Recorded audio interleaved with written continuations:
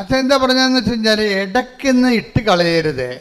അത് ഇതിൻ്റെ ഒരു പ്രോസസ്സിംഗ് എന്ന് പറയണത്, നിങ്ങളിപ്പോൾ ഞാൻ ജോജിയുടെ കഥ പറഞ്ഞില്ലേ, ജോജിയുടെ കുറേ സാക്ഷ്യങ്ങൾ, ഒറ്റ ശ്വാസത്തിൽ 4 നല്ല സാക്ഷ്യങ്ങളാണ് അത് പറയുന്നത്. അപ്പം അദ്ദേഹത്തിൻ്റെ വിഷയം വെച്ചാൽ മറ്റ് കോമ്പറ്റീഷൻസ് ഉണ്ടായി. അദ്ദേഹത്തിൻ്റെ ഒരു ഹോൾസെയിൽ ബിസിനസ്സറാണ്, ഡിസ്ട്രിബ്യൂട്ടറുമാണ്. അപ്പോൾ അതിന് കോമ്പറ്റീഷൻ ഉണ്ടായി. എപ്പോഴും പുതിയ പുതിയ കമ്പനികളൊക്കെ വരുമല്ലോ രംഗത്ത്, അവർ നല്ല ശരിക്കും ഓഫർ കൊടുക്കും. അപ്പോൾ ആൾക്കാരുടെ രീതി എന്താണ്? ഓഫറിൻ്റെ പുറകെ പോകും അല്ലേ? എല്ലാവരും അങ്ങനെ ഓഫറിൻ്റെ ഒഴുക്കിലല്ലേ ആൾക്കാർ കമ്പ്യൂട്ടർ നോക്കണം, എന്ത് ഓഫറുണ്ടെന്നാണ് നോക്കണത്. അപ്പോൾ ഓഫറിൻ്റെ ശ്രദ്ധിക്കുമ്പോൾ സ്വാഭാവികമായിട്ടും നമുക്കറിയാമല്ലോ, ഒരു കച്ചവടക്കാരന് ഒരിക്കലും ഒരു സാധനവും നമുക്ക് ലാഭം തന്നവൻ വിൽക്കുക ഒരിക്കലും അല്ല, പിന്നെ അവൻ ജയിക്കണ്ടേ. അപ്പോൾ ഓഫറെന്ന് പറയുമ്പോൾ എവിടെയെങ്കിലും ഒരു ചവിട്ടിപ്പിടുത്തം കാണും, ഉറപ്പല്ലേ? ഞാനാണ് ഈ ഓഫറിൻ്റെ ഒരു പരിപാടിക്ക് നിൽക്കത്തില്ലേ. പരമാവധി സാധനങ്ങൾ വാങ്ങിക്കാതിരിക്കാൻ നോക്കണം. കാര്യം വെച്ചാൽ നമ്മളുടെ അതായത് ഇന്നത്തെ ആൾക്കാരുടെ അവസ്ഥ എന്ന് വെച്ച് കഴിഞ്ഞാൽ എല്ലാം ഈ ഓൺലൈനിൽ കിട്ടുന്ന കാരണം ചുമ്മാ കുത്തിയാൽ മതിയില്ല. ചുമ്മാ കുത്തിയാൽ സാധനം വിട്ടി വരത്തില്ലേ. അപ്പോൾ പിള്ളേരുടെ കാശുണ്ടെങ്കിൽ അവരതനുസരിച്ചിട്ട് കൈകാര്യം ചെയ്യും. ചില അമ്മമാരൊക്കെ അതൊക്കെ കുറച്ചൊക്കെ നിയന്ത്രിക്കും. നമുക്ക് കുഞ്ഞുങ്ങളുടെ കുറച്ച് സ്നേഹം തൽക്കാലത്തെ കുറച്ച് സ്നേഹം കുറയുന്നേ ഉള്ളൂ. ഇപ്പം നമ്മൾ നിയന്ത്രിച്ചാൽ കുറച്ച് കഴിയുമ്പോൾ അവരും പാകത പഠിക്കും. അല്ലെങ്കിൽ കിട്ടുന്ന എല്ലാം മേടിച്ച് ഉപയോഗിക്കാൻ വേണ്ടി ആൾക്കാർക്ക് ഇങ്ങനെ ഈ നമ്മുടെ ബോഡിക്ക് ഒരു ടെൻഡൻസി ഉണ്ട്, ആസ്വദിക്കാൻ പറ്റുന്ന എല്ലാം ആസ്വദിക്കണമെന്നുള്ള ഒരു ടെൻഡൻസി ഉണ്ട്. അത് എന്തെല്ലാം ആസ്വദിക്കാൻ പറ്റും അതെല്ലാം ആസ്വദിക്കണമെന്ന്. അതിങ്ങനെ എല്ലാം പശുക്കൾക്കും മൃഗങ്ങൾക്കും കിളികൾക്കും എല്ലാം ഉണ്ട്. മനുഷ്യൻ്റെ ഒരു പ്രശ്നം വെച്ച് കഴിഞ്ഞാൽ നമുക്ക് പറ്റാത്തതിനോട് നോ പറയാനുള്ള ഒരു ഫോർമേഷൻ ഉണ്ടാണ്. പറ്റാത്തതിനോട് ആവശ്യമില്ലാത്തത് പലതും ആവശ്യമില്ലാത്ത കാര്യങ്ങളാണ്. നിങ്ങളുടെ വീട്ടിലൊക്കെ നോക്കിക്കഴിഞ്ഞാൽ ആക്രി സാധനം തന്നെ മിക്കവാറും ഒരു ലോഡെ കയറ്റാനുണ്ടാകും. നമ്മുടെ വീടുകളിലൊക്കെ നോക്കിക്കഴിഞ്ഞാലേ ഒരു ലോഡൊക്കെ ഇതൊക്കെ എവിടെ കൊണ്ടേ കുഴിച്ചിടുവോ എന്ന് പറഞ്ഞ് തലയിലും കെട്ടി നിൽക്കണ കാണാം. എന്താ കാര്യം? ഓരോരോ ആക്രാന്തത്തിന് വാങ്ങിച്ചു കൂട്ടിയ സാധനങ്ങളാണ്. ആ കാശും പോയി, അത് കെടായും പോയി, ഇപ്പോൾ ആവശ്യമില്ല. ഇതെല്ലാം കൊണ്ട് എവിടെ വെക്കും? എല്ലാം പൊടിയും പിടിച്ച് നാശകോടാലിയായി കിടക്കുകയാണ്, വെറുതെ ജാർഗൺ വസ്തുക്കളായിട്ട് കിടക്കുകയാണ്. അപ്പോൾ ഇതൊക്കെ കുഞ്ഞുങ്ങളെ ആദ്യമേ ട്രെയിൻ ചെയ്യുകയാണെങ്കിൽ അവരെ ട്രെയിൻ ചെയ്ത് വരും. ഒരു പ്രശ്നമില്ല. അങ്ങനെ എത്രയോ മാതാപിതാക്കന്മാരുണ്ട്. കളിക്കോപ്പ് പോലും ഞാൻ ഈ ദിവസങ്ങളിലൊരു വീഡിയോ കണ്ടത്, കളിക്കോപ്പൊന്നും അപ്പം മേടിച്ച് കൊടുക്കത്തില്ല. കാര്യം അപ്പൻ സൈക്കോളജിസ്റ്റാണ്. അപ്പൻ ചിൽഡ്രൻ സ്പെഷ്യലിസ്റ്റ് സൈക്കോളജിസ്റ്റാണ്. അപ്പോൾ അപ്പനെ അറിയാം. അപ്പനെ സംബന്ധിച്ചിടത്തോളം അപ്പനും അമ്മയും ചെറുപ്പക്കാരാണ്, രണ്ടുപേരും ജോലിക്കാരാണ്. കുഞ്ഞുങ്ങൾക്ക് കുറേ വീടുകളിൽ തന്നെയുള്ള കടലാസ് പെട്ടി അങ്ങനെ കുറേ സാധനങ്ങളൊക്കെ ഉണ്ട്. പിള്ളേർക്ക് എന്താ വേണ്ടതെന്ന് വെച്ച് കഴിഞ്ഞാൽ പിള്ളേർക്ക് സായിപ്പല്ലേ കളിക്കോപ്പ് കൊണ്ടുവന്നത്. ഇവിടെ സായിപ്പ് കളിക്കോപ്പ് എന്ന് വെച്ചാൽ അയാൾ എന്താ ചെയ്തിരിക്കുക, അവരെന്താ ചെയ്തിരിക്കണം, അവർക്ക് പിള്ളേരെ കൊണ്ടു നടക്കാനോ നമ്മളപ്പോൾ താലോലിക്കാനോ വളർത്താനോ ഒന്നും താല്പര്യമില്ല. അവർക്ക് പട്ടിക്കുഞ്ഞിനെ കൊടുക്കുകയാണെങ്കിൽ അവർ കുറച്ചുകൂടി സന്തോഷമായിട്ട് കുഞ്ഞുങ്ങളെ കൂടുതൽ കുഞ്ഞിനെ വളർത്തുവർ. അവരുടെ നേച്ചർ അതാണ്.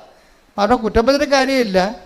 അത് ഭയങ്കര ചരിത്രമാണ്. ഞാൻ കാനഡയിൽ ചെന്നപ്പോഴുണ്ട്, രാവിലെ പുറത്തിറങ്ങിയപ്പോഴുണ്ട്, എല്ലാ സായിപ്പിൻ്റെ കയ്യിലും ഓരോ പട്ടിയുണ്ട്, ഓരോ കൂടുമുണ്ട്, പ്ലാസ്റ്റിക് കൂട്. എന്തിനാണെന്നറിയാമോ? പട്ടിനെയും കൊണ്ട് നടക്കാൻ ഇറങ്ങുന്നതാണ്. അപ്പോൾ അതിൻ്റെ അടുത്ത് പട്ടി കാഷ്ടിക്കും. പക്ഷെ അവിടെ ഒരു പ്രശ്നമുണ്ട്, കാഷ്ടം എങ്ങാനും താഴെ കിടന്നാൽ മുനിസിപ്പാലിറ്റി ടാക്സ് അടിക്കും. അത് കാരണം ആളുടെ പട്ടിയുടെ കാഷ്ടമാണ് താഴെ വഴിയെ പോണത്, അയാൾ തന്നെ അത് കോരിയെടുക്കണം. എന്നിട്ട് അവർ കൊണ്ടുവന്നൊരു ഡസ്റ്റ്ബിന്നിലിടും. ഇതെല്ലാം കൂടി കൊണ്ടുവന്നിട്ട് മുനിസിപ്പാലിറ്റി പട്ടിത്തിടം കൊണ്ടുപോകും. അത് അവരുടെ ലൈഫിൻ്റെ ഭാഗമായിട്ടാണ് അത് വന്നിരിക്കുന്നത്. അവർ പിള്ളേരൊക്കെ ഒഴിവാക്കിയിട്ട് പട്ടിക്കുഞ്ഞിനെ എടുത്ത് കക്ഷത്ത് വെച്ചിട്ട് പിള്ളേരെ മറ്റേ ട്രോളിയൊക്കെ കയറ്റിക്കൊണ്ട് പോകുന്നത് നമ്മൾ കണ്ടിട്ടില്ലേ. അത് അവർക്കത് വലിയ അവരുടെ ലൈഫിൻ്റെ ഭാഗമാണ്. നമുക്കത് കുറ്റം പറയാൻ പറ്റുകയില്ല. അവിടെ കൾച്ചർ അതാണ്. നമ്മുടെ കൾച്ചർ അതല്ല. അവരെ പിള്ളേരെ തങ്ങളിൽ നിന്ന് ഒഴിവാക്കാൻ വേണ്ടി അവർ പലതരത്തിലുള്ള കളിക്കോപ്പുകൾ വാങ്ങിച്ചു കൊടുക്കും. പിന്നെ പിള്ളേർ അപ്പനെയും അമ്മനെ ഉപേക്ഷിച്ചിട്ട് അതിൻ്റെ പുറകെ നടക്കും. അവർ മരണം വരെ അങ്ങനെ തന്നെയാണ് ജീവിക്കുന്നത്. അപ്പനെയും അമ്മേനെയും ഉപേക്ഷിച്ചിട്ട് അവിടെ കൂടെ നടക്കും. നമ്മളെന്ന് വെച്ച് കഴിഞ്ഞാൽ മക്കളും അമ്മയും അപ്പനും ഒക്കെ എല്ലാം കൂടി ഒരുമിച്ച് ഇരിക്കുകയും അപ്പൻ്റെ മുതുകത്ത് വന്ന് മക്കൾ കുത്തിമറിയുകയും എന്തെങ്കിലും സാധനമൊക്കെ എടുത്ത് നശിപ്പിച്ച് കളയുകയും താഴെ ഇടുകയും നമ്മൾ എടുത്തു കൊടുക്കുകയും. അപ്പോൾ വലിയ ചിലവൊന്നുമില്ല. പിള്ളേർക്ക് ആക്ടിവിറ്റി ഉണ്ടായാൽ മതിയൊന്നുമുണ്ട്.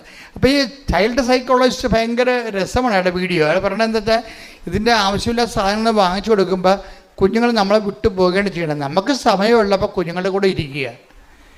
ഇതിന് കുഞ്ഞുങ്ങളുടെ ആക്ടിവിറ്റികളുടെ കൂടെ നമ്മൾ ഒരാളായിട്ട് കാണണം. കുഞ്ഞുങ്ങളുടെ ആക്ടിവിറ്റിയുടെ കൊണ്ടുമ്പോൾ അവിടെ അപ്പന്മാരൊക്കെ അങ്ങനെ ചെയ്യുമായിരുന്നു. അപ്പന്മാരൊക്കെ ഓലപ്പമ്പരൊക്കെ ഉണ്ടാക്കി കൂടെ പിള്ളേരുടെ കൂടെ നടക്കും, അല്ലേ? വണ്ടി ഓടിക്കുമ്പോൾ പിള്ളേരുടെ കൂടെ ഓടിക്കണ കാണാം. അപ്പോൾ പിള്ളേരുടെ കൂടെ അങ്ങനെയാണ് നമ്മുടെ ഒരു കൾച്ചർ എന്ന് പറയണത്. ഇപ്പോൾ സായിപ്പിൻ്റെ സാധനം നമുക്ക് കിട്ടിക്കഴിഞ്ഞപ്പോൾ നമ്മൾ യന്ത്രവണ്ടിയും തോക്ക് കൊണ്ട് വെടിവെക്കുന്ന ആൾക്കാരെയൊക്കെയാണ് കാണിക്കണത്. അപ്പോൾ പിള്ളേർ നമ്മളെ മാറ്റിയിട്ട് നാട്ടുകാരെ വെടിവെച്ച് നടക്കും. അപ്പോൾ ഇതിനകത്ത് എല്ലാത്തിനകത്തും ഓരോ രീതികളുണ്ട്, ഓരോ രീതികൾ. ഞാൻ പറഞ്ഞു വരുന്നതിൻ്റെ കാരണം വെച്ച് കഴിഞ്ഞാൽ ഈ ഉടമ്പടി ജീവിതത്തിലേക്ക് നമ്മൾ വരുമ്പോൾ ഇപ്പോൾ ഈ നമ്മൾ പറഞ്ഞിട്ടുന്ന വിഷയം ഈ ജോർജിയുടെ വിഷയമാണ്. ജോർജിയുടെ വിഷയത്തിൽ ജോർജ് ഈ കട ഇങ്ങനെ വലിയ പ്രശ്നമായി തീർന്നു. കോമ്പറ്റീഷൻ വന്നു കഴിഞ്ഞപ്പോൾ കട പൂട്ടേണ്ട അവസ്ഥ വന്ന് ഓഫർ വന്നു ഒത്തിരി. അയാളുടെ തന്നെ അയാളുടെ കടയിലുള്ള വസ്തുക്കൾ അതിനേക്കാൾ പകുതി വിലക്ക് നാട്ടുകാർക്ക് കിട്ടുന്ന അവസ്ഥ വന്നപ്പോൾ കട പൂട്ടിപ്പോയി. ഓഫർ വന്നതുകൊണ്ടാണ്. ഇയാൾക്ക് അതുപോലെ ഓഫറൊന്നും കൊടുക്കാൻ പറ്റണില്ല.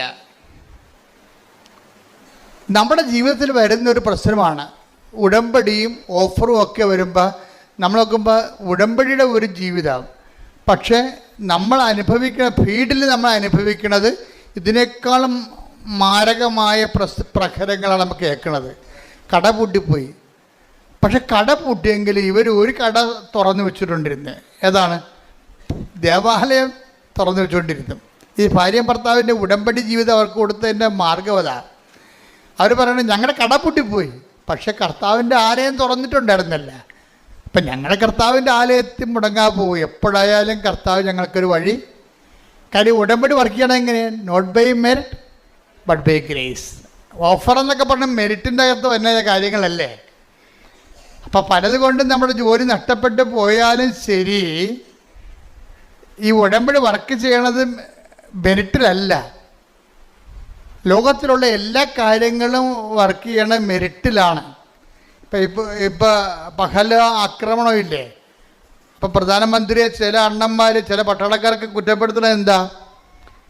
വേറെ ഒരു പട്ടാളം തുടങ്ങിയത് കാരണം നമ്മളെ മിലിറ്ററി ട്രെയിനിങ് ആ കാലാകാലങ്ങളിൽ വരുന്ന ചെറുപ്പക്കാരെ എടുത്തുകൊണ്ട് ബോർഡർ സെക്യൂരിറ്റി ചെയ്യാൻ വേണ്ടി ഉള്ള ആൾക്കാരെ വേറെ ഒരു അഗ്നിവീറെന്നും പറഞ്ഞ് വേറെ 10 തുടങ്ങിയെന്നാണ് പറയണത്. മോഡി നല്ല ഉദ്ദേശത്തിൽ തന്നെ തുടങ്ങിയതാണത്. അതിൻ്റെ ഫലം ഇനി ഭരണകാലത്ത് നമുക്ക് അനുഭവിക്കുകയുള്ളൂ. പക്ഷേ പെട്ടെന്ന് ഇങ്ങനെ ഒരു പ്രശ്നങ്ങളുണ്ടായി. ഇങ്ങനെ ഒരു പ്രശ്നം പെട്ടെന്ന് ഉണ്ടായി. രാജ്യം മുഴുവൻ ദുഃഖത്തിലാണ്, നമ്മളും ദുഃഖത്തിലാണ്. നമ്മുടെ രാജ്യത്തിൻ്റെ നന്മയ്ക്ക് വേണ്ടി, അഖണ്ഡതയ്ക്ക് വേണ്ടി, സമാധാനത്തിന് വേണ്ടി പ്രാർത്ഥിച്ചുകൊണ്ടിരിക്കുന്നതാണ്. ശ്രുതികട്ടെ ഹല്ലേലൂയ, ശ്രുതികട്ടെ ഹല്ലേലൂയ, ഹല്ലേലൂയ, ഹല്ലേലൂയ, ഹല്ലേലൂയ. രാജ്യത്തിന്റെ സുരക്ഷിതത്വത്തിന് വേണ്ടി പ്രാർത്ഥിക്കുന്ന നിങ്ങൾ എല്ലാവരും ആരാധനയോട് ചേർന്ന് പ്രാർത്ഥിക്കുന്നു. മാതാവിന്റെ പ്രത്യേക സംരക്ഷണം ഇന്ത്യ എന്ന മഹാരാജ്യത്തിനുണ്ടാകുവാൻ ഈ ആരാധനയിലൂടെ ഞങ്ങൾ പ്രാർത്ഥിക്കുന്നു.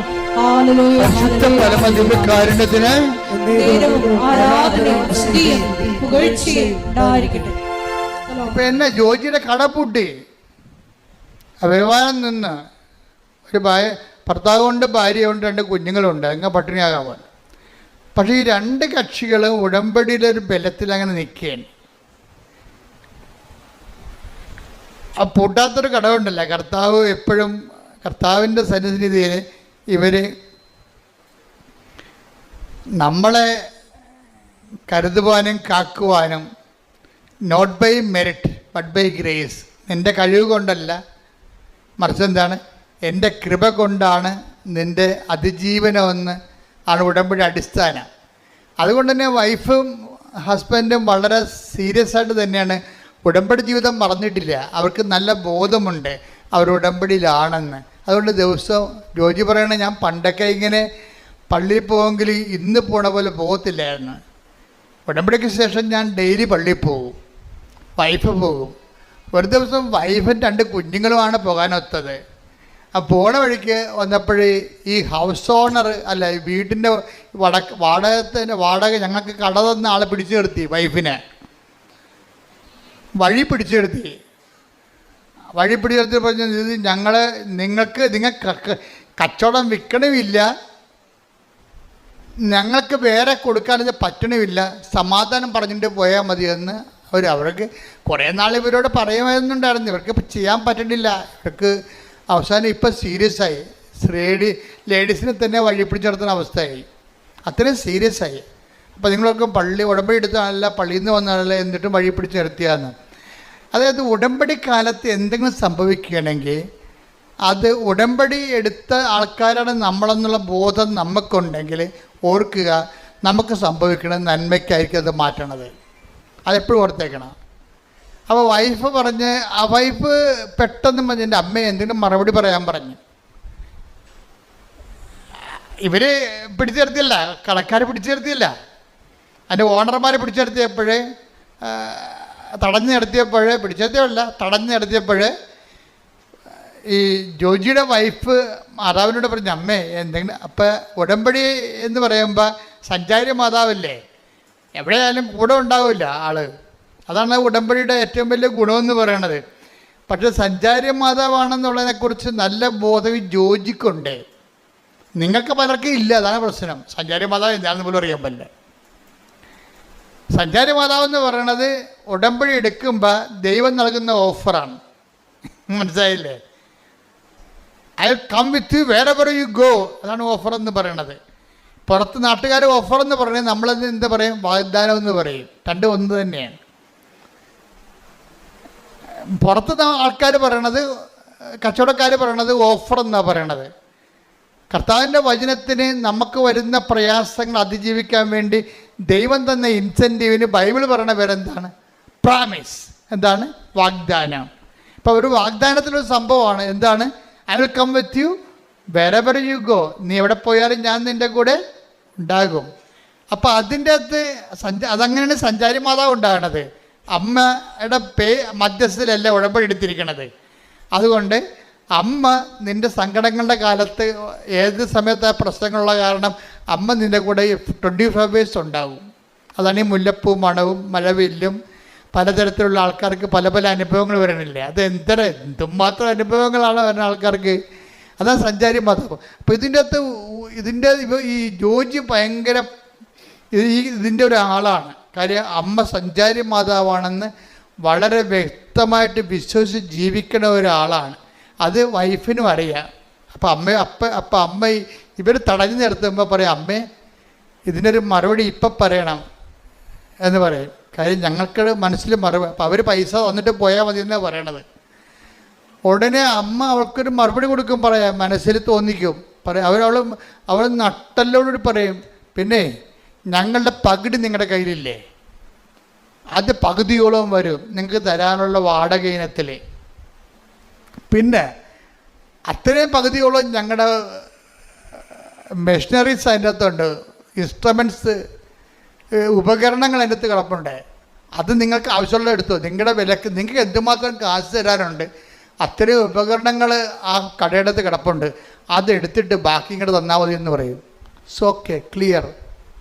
ആ ഒന്ന് സ്പോട്ടിൽ അതായത് ഈശോ പറഞ്ഞിട്ടുള്ളതാണത്. എന്താണ്? നിങ്ങൾ ന്യായാധിപന്മാരുടെ തിരുസന്നിധി ചെല്ലുമ്പോൾ എന്ത് പറയണം? Take the word of God. ശ്രുതികട hallelujah hallelujah hallelujah hallelujah hallelujah.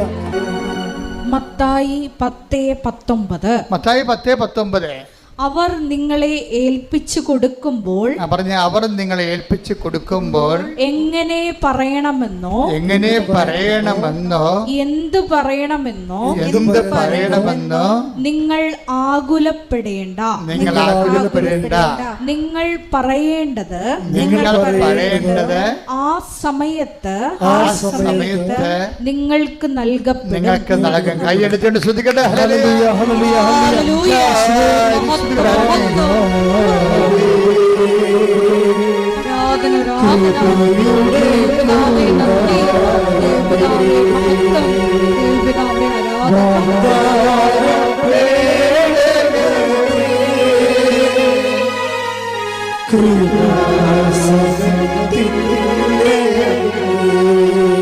സഞ്ചാരി മാതാവേ,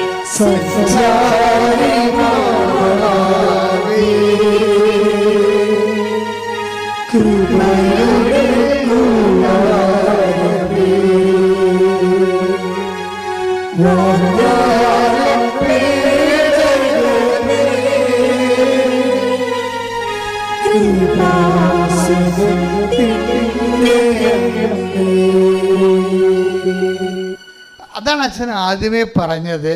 ഉടമ്പടിയിലായിരിക്കുമ്പോൾ നമുക്ക് ഉടമ്പടി ഒരു ബോധമാണ്.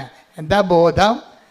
നമ്മൾ എവിടെ ചെന്നാലും മുൻകൂട്ടി പറയേണ്ട കാര്യങ്ങളില്ല. ആ സമയത്ത് അറിവ് നൽകുന്ന സഞ്ചാരി മാതാവ് നമ്മുടെ കൂടെയുണ്ട്. അതുകൊണ്ടാണ് ജോജിയുടെ വൈഫ് പറഞ്ഞത്, അമ്മ ഇവിടെ ഉണ്ടല്ലോ, ഈ പെരുവഴിയിലാണെങ്കിൽ അമ്മ ഉണ്ടല്ലോ, ഇവരോട് സമാധാനം പറയാൻ പറയും. പെട്ടെന്നാണ് സമാധാനം പറയാം. ലൈറ്റ്നിങ് മിന്നൽ പോലെ സമാധാനം പറയാം. അവരവരുടെ വഴിക്ക് പോകും. അവരുടെ വഴിക്ക് പോവുകയും ചെയ്യും. 3 ദിവസത്തിലുള്ള സാധനം റൈറ്റ് ഓഫ് ആകും. എല്ലാ കാര്യങ്ങളും പെട്ടെന്ന് ഇമ്മീഡിയറ്റ്. അപ്പോൾ ഇത്രയും നമ്മൾ ബലമുള്ളവരാണെന്ന് ഓർക്കണം. അതുകൊണ്ടാണ് ഞങ്ങൾ ഉടമ്പടി നിങ്ങൾ ഉഴപ്പരുതെന്ന് പറയണതും. ഉടമ്പടി ഒരു ടെക്നിക്കലായിട്ടുള്ള ആക്ടിവേഷൻ അല്ലാതെ, ഇപ്പം മൊബൈൽ ആക്ടിവിറ്റി ചെയ്യത്തില്ലേ, ആ ബട്ടൺ കുത്തി ഈ ബട്ടൺ കുത്തി ഇങ്ങനെ കുത്തി സേവ് ചെയ്ത് സെൻഡ് ചെയ്ത്, അങ്ങനെയുള്ള മെക്കാനിസം അല്ല ഉടമ്പടി. ഉടമ്പടി എന്ന് പറയുന്നത് ഒരു ജീവിത രീതിയും ഒരു ബിഹേവിയറിസമാണ്. Covenant is not a mechanism but a behaviourism. Behaviourism ഒന്നും അങ്ങോട്ട് പറയാൻ പറ്റത്തില്ല. ഒരു ബിഹേവിയർ ലൈഫാണത്. ദൈവത്തിന് തോന്നണം നമ്മൾ ഉടമ്പടി, നമ്മുടെ പെരുമാറ്റം കണ്ടാൽ ദൈവത്തിന് തോന്നണം നമ്മൾ ഉടമ്പടിയിലാണെന്നുള്ളത്. പ്രാർത്ഥിക്കുക. കർത്താവായ ദൈവമേ, ഉടമ്പടി ജീവിതമെന്ന പെരുമാറ്റ രൂപങ്ങളിലേക്ക് ഞങ്ങളെ പരിവർത്തനം ചെയ്യിക്കണമേ.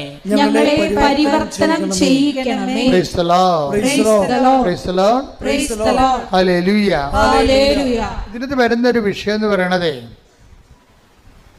ഇപ്പം കരുണ കാണിക്കാൻ കുറച്ച് സമയമെടുക്കുകയാണെങ്കിൽ അത് പ്രെയർ ടൈമാണ്. മനസ്സിലായില്ലേ? ഉടമ്പടി 3 ആക്ടിവേഷൻ പ്രിൻസിപ്പിളുണ്ട്. എന്തൊക്കെയാണ്? Prayer, proclamation and practice. എന്തൊക്കെയാണ് ഉടമ്പടിയിലെ ആക്ടിവേഷൻ പ്രിൻസിപ്പിൾ 3 എണ്ണമാണ്. എന്താണ്? പ്രാർത്ഥന, പ്രഖ്യാപനം, പ്രയോഗം. ഇതൊക്കെ ആദ്യകാല ക്ലാസ്സെങ്കിലുള്ളതാണ്. ഇപ്പം ഞാൻ പറയാറില്ല. ഇപ്പം നിങ്ങളോട് പറയണേ, ഉടമ്പടിയിൽ ഒരു സംഭവം ആക്ടിവേറ്റ് ചെയ്യണമെന്നുണ്ടെങ്കിൽ അതിനകത്ത് മെയിൻ അതിനകത്ത് ലിങ്ക് പോകരുത്. പ്രാർത്ഥനാ ജീവിതത്തിൻ്റെ പ്രശ്നം വെച്ച് കഴിഞ്ഞാൽ ഈ ചാറ്റമഴ പോലെ തന്നെയും പിന്നെയും പെയ്യുകയല്ല. അതിൻ്റെ പ്രാർത്ഥന മനസ്സാണ്. എപ്പോഴും ദൈവത്തെക്കുറിച്ച് ഓർക്കുക, ചിന്തിക്കുമ്പോഴൊക്കെ സമയം കിട്ടുമ്പോഴൊക്കെ ബൈബിൾ എടുത്ത് നോക്കുക. അതിനാണ് 1/2 മണിക്കൂർ ബൈബിൾ എന്ന് പറഞ്ഞാൽ ഒറ്റ ശ്രദ്ധ വായിക്കാനുള്ളതല്ല. 2 മിനിറ്റും 3 മിനിറ്റൊക്കെ വായിച്ചാൽ മതി. അത് ബൈബിൾ തന്നെ എടുത്ത് വായിക്കണമെന്നില്ല. ബൈബിൾ ഉണ്ടെങ്കിൽ ആ മൊബൈൽ ഓൺ ചെയ്തിട്ട് ബൈബിൾ വായിച്ചാൽ മതി.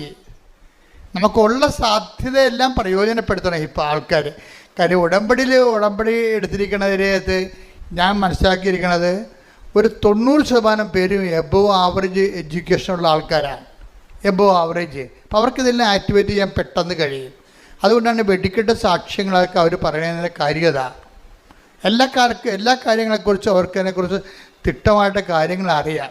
അപ്പം അതുകൊണ്ട് നിങ്ങൾ ഈ കാലം നമുക്ക് നൽകുന്ന എല്ലാ സാധ്യതകളും ദൈവത്തിൽ ജീവിക്കാൻ വേണ്ടി നിങ്ങൾ പ്രയോജനപ്പെടുത്തണം. Praise the Lord. ഹല്ലേലൂയ. അപ്പം ജോജിക്ക് ഇപ്പം ജോലിയില്ലാതെ നടക്കുകയല്ലേ. അപ്പം ജോജിയുടെ ഒരു പ്രശ്നമുണ്ട്, ഗുരുതരമായൊരു പ്രശ്നമുണ്ട്. ഈ കടയുടെ പ്രശ്നം മാത്രമല്ല, വേറൊരു പ്രശ്നമുണ്ട് പുള്ളിക്ക്. പുള്ളിക്ക് പുറത്തൊന്നും ജോലി കിട്ടത്തില്ല. ഇതുപോലെ കടയെ കൃഷിയൊക്കെ ചെയ്യാനേ പറ്റത്തുള്ളൂ. നാട്ടുകാർ ആരും ഒരു കമ്പനിക്കാരും ജോലി കൊടുക്കത്തില്ല. കാര്യം വെച്ച് കഴിഞ്ഞാൽ ഇയാളുടെ SLC ബുക്ക് കിട്ടിയപ്പോൾ മൊത്തം തെറ്റാണ് അഡ്രസ്സ്. ആ SLC ബുക്ക് വായിച്ചാൽ വീട്ടുപേര് തെറ്റാണ്, ഇനിഷ്യൽ തെറ്റാണ്, അയാളുടെ പേരും തെറ്റാണ്. ഇയാളെ ഒരു ആ SLC കാലം തൊട്ട് ഈ മനുഷ്യൻ ഇയാളുടെ ജീവിതത്തിൽ വന്ന ശാപമായ പോലെ വന്ന സംഭവമാണ്. അത് കാരണം ഇത് തിരുത്താൻ വേണ്ടി ജില്ല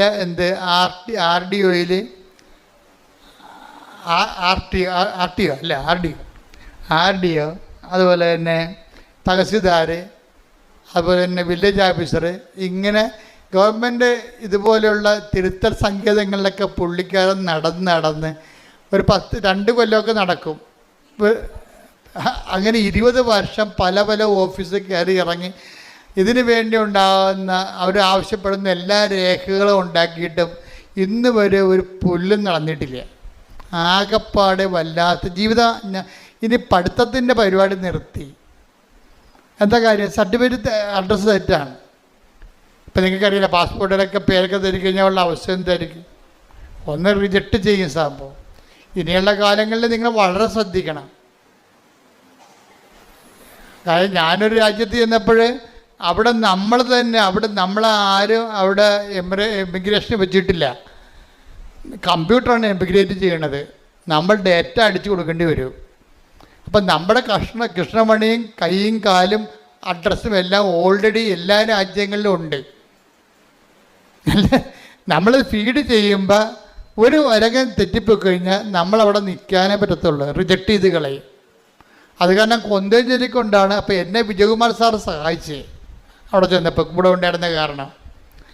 നമ്മൾ ഒരു സ്പെല്ലിങ് ഒരു അക്ഷരം തെറ്റിക്കഴിഞ്ഞാൽ കമ്പ്യൂട്ടർ റിജക്റ്റ് ചെയ്യും. അവിടെ ആളില്ല. അവിടെ മിഷനല്ലേ, മിഷന് കണ്ണും മുക്കും ഉണ്ടാ, പറഞ്ഞാൽ മനസ്സിലാവുക. എന്ത് അപ്പോൾ ഇനിയുള്ള കാര്യങ്ങൾ ചെറുപ്പക്കാർ ഭയങ്കര ശ്രദ്ധിക്കണം കേട്ടാ. ഭയങ്കര സീരിയസ് കാര്യമാണ്. ശ്രദ്ധിക്കട്ടെ മക്കളെ.